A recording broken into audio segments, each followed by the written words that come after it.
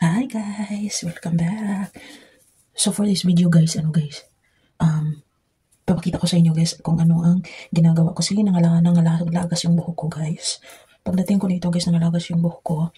And then grabe, parang talagang, kahit ngayon may kunti pa siyang kasi 1 month pa lang akong naglalagay ng itong ginagamit ko na pang hair growth ko guys. Hindi pa gaano katagal yung hair growth na ina-apply ko. Kasi nababaguhan ata ako. Iwan ko, kahit nangalaro talaga yung buhok ko, nakakatakot.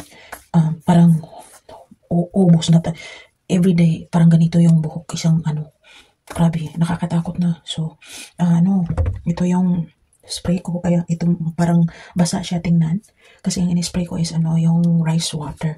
Yung rice water, in-spray ko siya. So, gagawin ko to mga 1 hour before maliligo ako guys.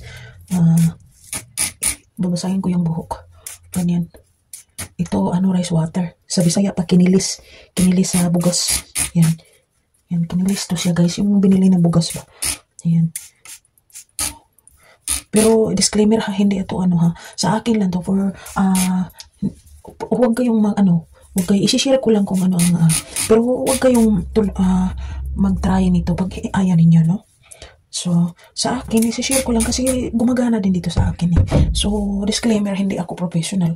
So, nag-share lang ako kung ano ang ginagamit ko. Kasi may tumutubo naman talaga na nakikita ko.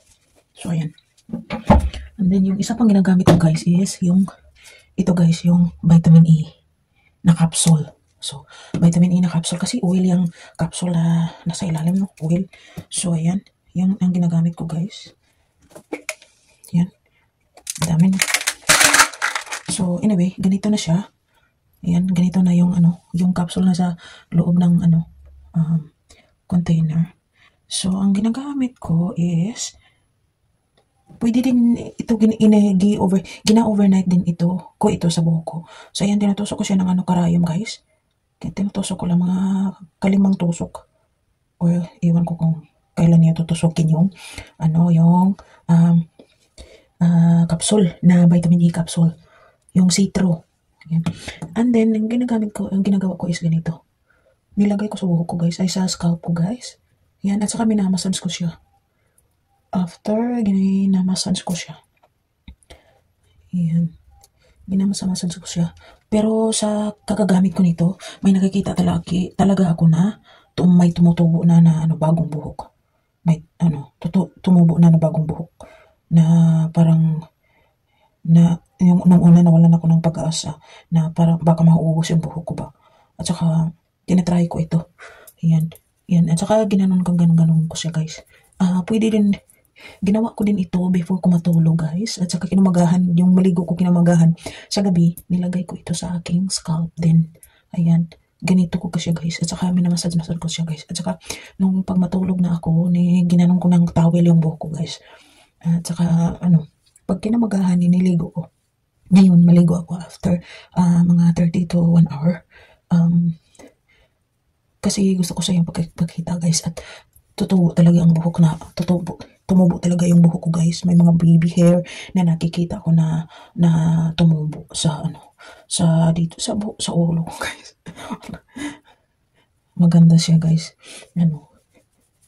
Ayan, minamassage ko siya guys. Ganyan. Minamassage ko sa scalp. Oh my god. So, huwag niyo guys, huwag niyo pag ayaw niyo, huwag niyo akong sisisihin kung hindi tumubo yung buhok ninyo guys. Kasi sa akin tumutubo talaga siya. So, ayan. Sa akin lang to. Huwag niyo yung subukan pag ayaw niyo. Ayan. Don't try, huwag niyo i-try kung ayaw niyo. Kung gusto niyo, bahala kayo, hindi ako professional. Nag-share lang naman ako sa akin lang, for myself, na ang ginagamit ko na tumubo yun uli yung buhok ko guys. Yan. Nakaubos tayo ng limang vitamin E capsule. Yan. So 5 lang, okay na yun. Saka ganito lang guys. Yung massage mo lang at saka hayaan mo for up to 1 hour guys. And then paliguan mo, i-rinse mo siya sa with your yung paborito mong shampoo. Yan, yung mild shampoo lang siya guys. Ayan. So, yan guys. So that's it guys na yan ang ginagamit ko guys. Ang vitamin E capsule. Vitamin E capsule lang siya guys. So, kahit anong brand, basta vitamin E capsule na ano siya. Yan, ganito. Yung see-through ba? Yung oil yung laman. Kasi yan ang oil din yan. So, yan. 400 pala ito. 400 tap.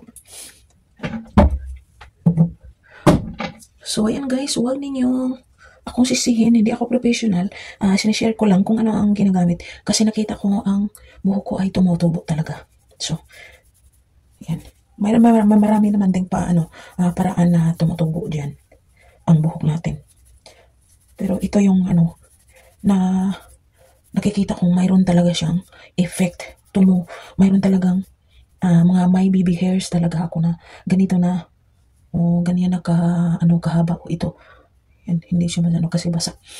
So yan guys, so that's it for now guys. Thanks for watching. Bye!